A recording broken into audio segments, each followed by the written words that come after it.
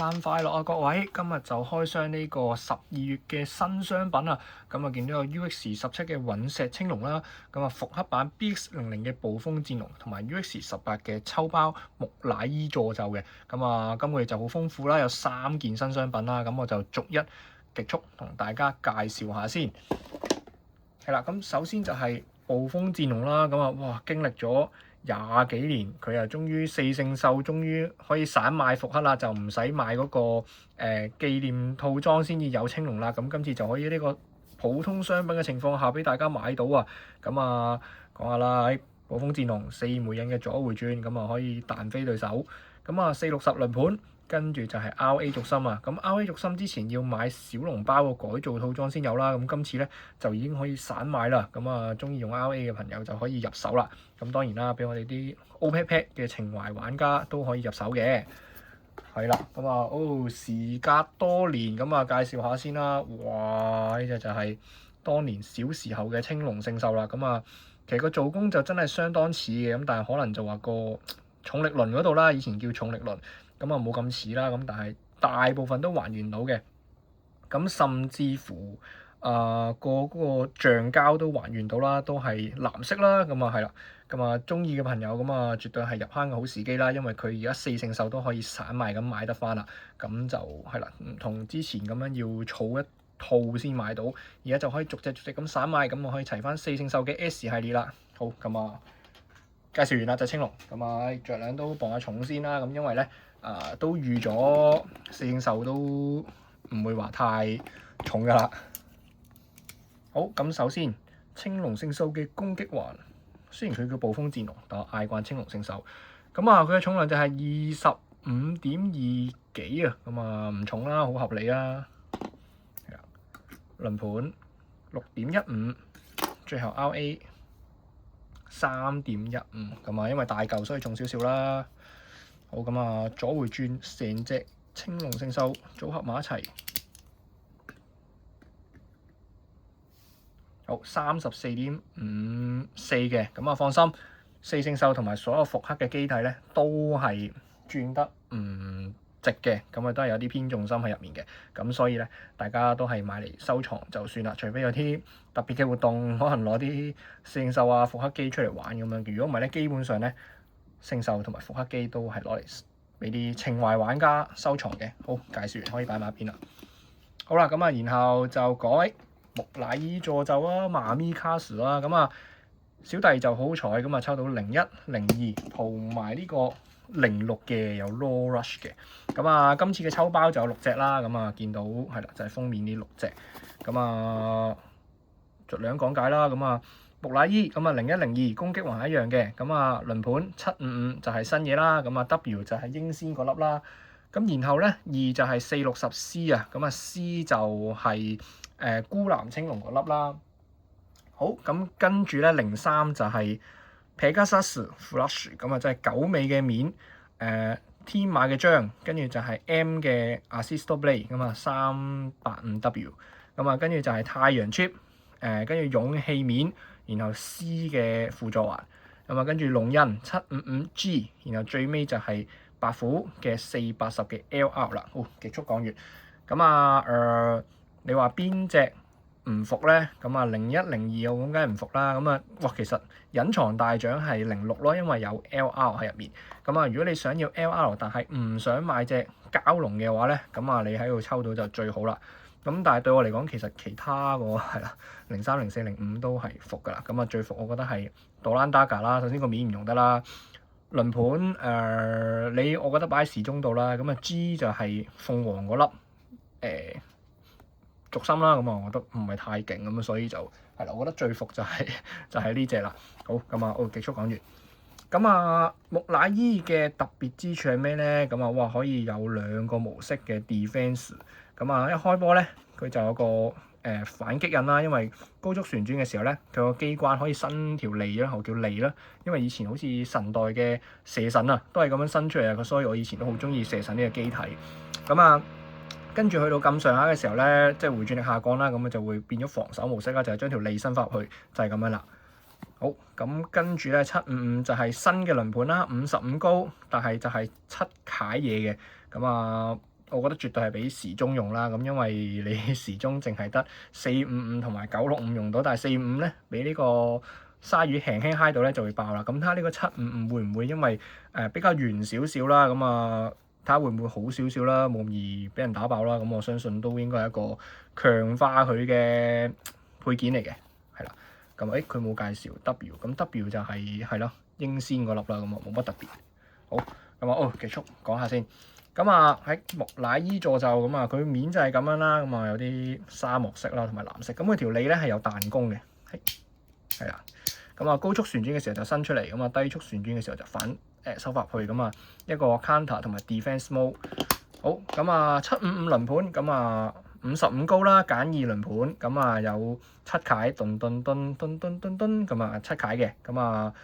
係咯，就係咁樣咯。咁就唔似760咁樣咯。即係如果760就有一楷係特別大啊嘛。咁佢呢個75就咁多楷都係 size 都係一樣嘅。係啦，咁啊最尾就係 W 尖腳軸心，係啦，就是這樣。係啦，咁啊02就係個感覺咧，俾我好似係孩之寶啲配色啊。係啦，咁啊佢啲顏色就係啦，反轉就覺得好孩之寶嘅顏色啦。咁但係都 OK 嘅咁嘅。都有型嘅一隻嘢，係啦，還好啦，係啦。咁啊，我就抽咗3盒啦。咁啊，其中一盒就係06啦。咁啊，可以介紹埋佢有個 Law Rush 咁啊，紅色嘅 LR 底咁啊，所以就係隱藏嘅次獎啦。好，結束講完，正。好，咁啊，磅重。咁啊，木乃伊是多少咧？37.49，都唔錯喎。咁啊，試下睇下隻02會唔會重少少先。隻02就反而輕少少啦。正啊，隻01重啲。咁啊，好啦。咁啊，755嘅輪盤，咁啊，睇下佢幾重啦。好，5.35嘅。咁啊，最後就係軸心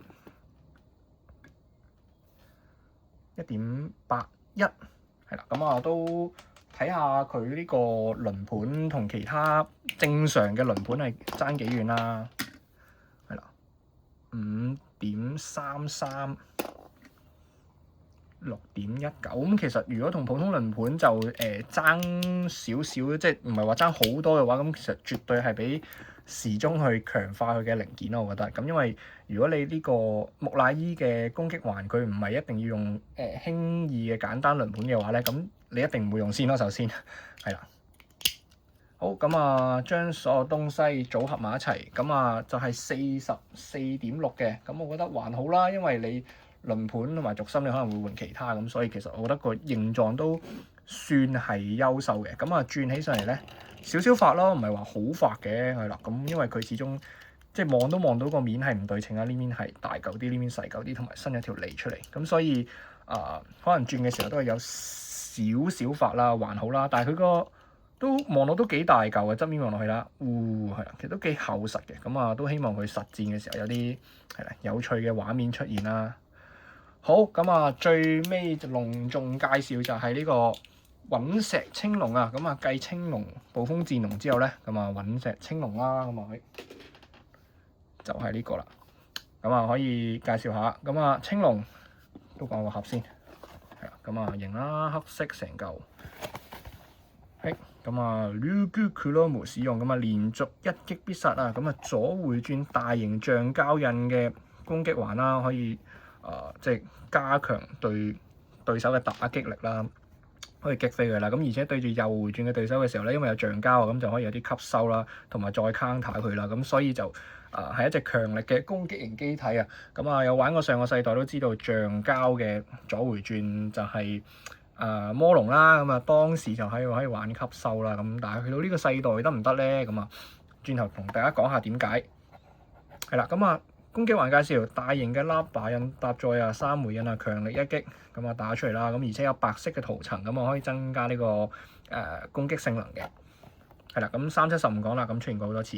咁啊新嘅軸心 J， 咁啊16格齒啦，咁而但係佢個軸咧嗰個直徑就係細嘅，咁啊可以減少呢個 stamina 即係嘅回轉力流失啦。咁而且佢又有啲攻擊力啦。咁大型嘅16枚 gear 嘅時候咧，咁你上Extreme Dash 嘅時候咧，就可以快少少啦，打中對手啦，即係簡單嚟講個軸心快，但係而且佢個接觸面細，咁所以咧就可以襟轉啲，係啦。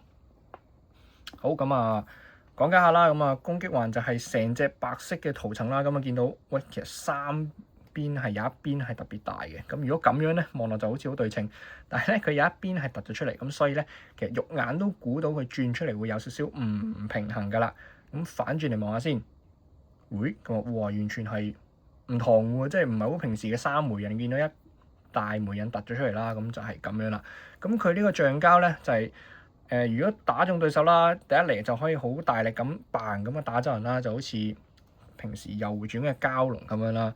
咁然後咧，當你低速回轉嘅時候咧，咁因為橡膠啦打中對手嘅時候咧，就可以吸收對手嘅回轉力，咁從而獲得 spin finish 嘅。咁以前就係咁啦，咁而家唔知係咪都係咁樣咧？係啦，咁370就唔介紹啦，咁講咗好多次啦。咁新嘅軸心 J，咁見到就係16格次啦，咁但係個直徑就好細喎，甚至比 R 軸心仲要細，咁有少少似當年雷霆魔龍嗰粒係咪叫 HF 啊？係啦，咁有個窿喺中間嘅，咁係啦，睇下佢一陣嘅動態如何啦。好啦，青龍同青龍，咁呢隻青龍係幾重咧？哇，39 gram 喎，咁完全係啲上位機啦，39呢個重量。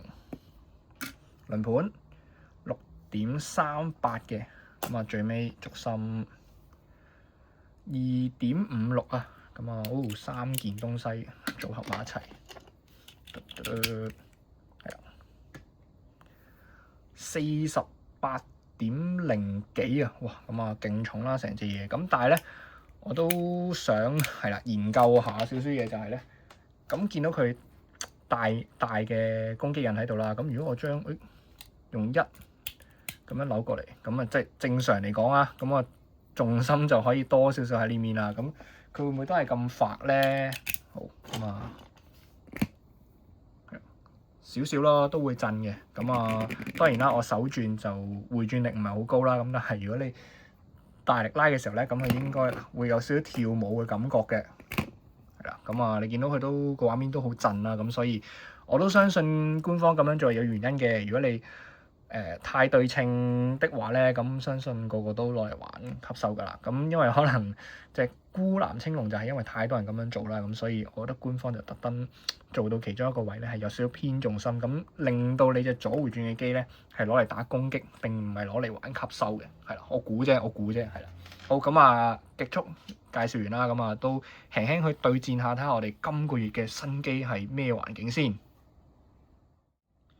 好啦，咁見到對戰盤上面咧就有今個月嘅新商品啦，咁有暴風戰龍，咁好可惜，咁我唔會攞佢出嚟打啦，咁因為其實都沒有什麼意義啊，咁都係俾大家開箱望一望佢同20年前嘅分別喺邊度啊，咁佢可以休息下啦。係啦，咁盤上面就有呢個新世代嘅青龍啦，咁然後就係木乃伊助咒，係啦，咁最尾被測試嘅就係戰狼狩獵。好，咁我哋事不宜遲，咁即刻測試對戰，咁睇下佢新機係咩環境。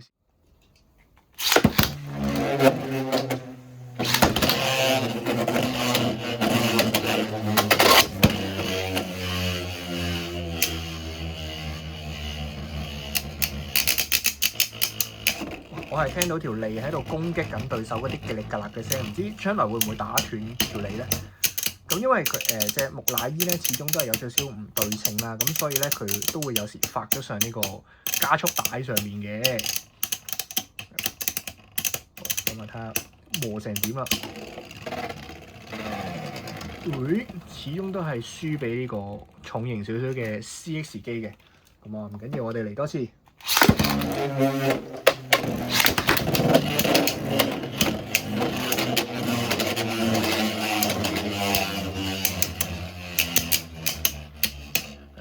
條脷嘅撞擊聲真係好大咯，咁但係可能因為軸心嘅關係咧，就唔見到佢話好強烈嘅 counter 嘅，咁可能要配其他軸心去試啦，因為始終佢都係一隻尖腳嘅軸心嚟嘅。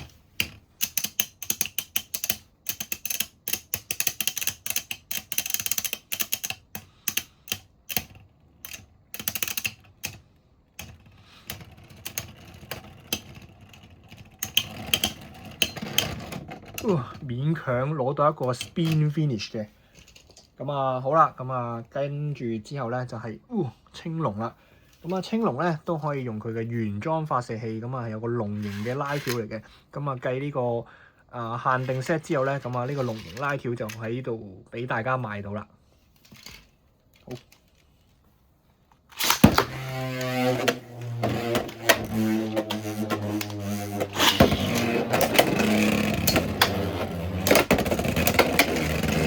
咁啊見到個青龍都有啲跳啦，咁但係佢每一下嘅打擊力都好大啦，會因為橡膠而擊飛對手彈得好遠嘅。咁啊冇力嘅時候就要喺度吸收，咁最尾都係睇下個軸心可唔可以先贏到對手啦。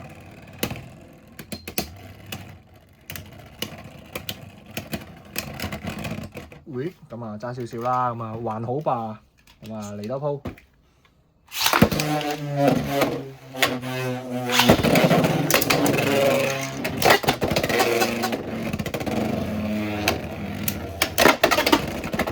好強嘅打擊力啊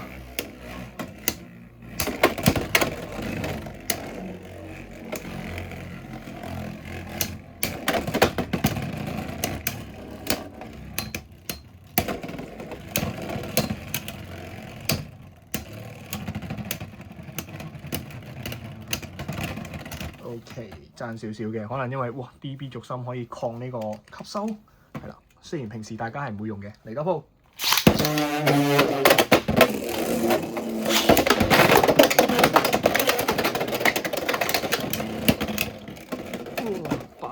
Basto， 好咁啊 ，burst 咗。咁啊，最尾一鋪咁啊，試下佢哋兩個新商品嘅對決，咁睇下邊個贏先。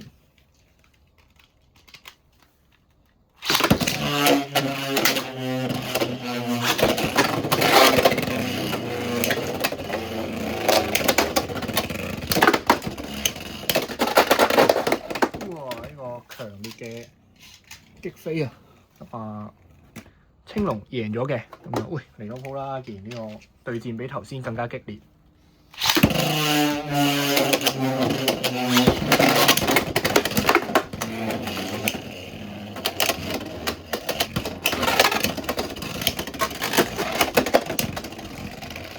我都幾相信係因為青龍打中佢條脷，所以都嘅聲音係比較大聲。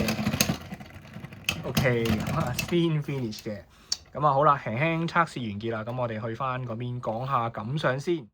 好啦，咁啊翻嚟呢邊啦，咁啊頭先就輕輕測試咗幾鋪啦，咁可能木乃伊嗰邊就悶少少啦，因為對住隻狼大家都係持久啊防禦型，咁所以就啄下，咁但係咧就完全聽到咧佢高速回轉嘅時候伸咗條脷出嚟嗰種吉力格勒嘅聲，咁究竟其實呢個會唔會打斷咧？唔知會唔會好快有報告打斷咧？我都好疑惑啊！咁究竟會唔會斷咧？其實我覺得應該有機會會斷嘅喎。咁但係都見到佢好厚實啦。咁因為可能輪盤同軸心嘅關係，咁所以佢就一冇力嘅時候就咁樣射就停咗啦。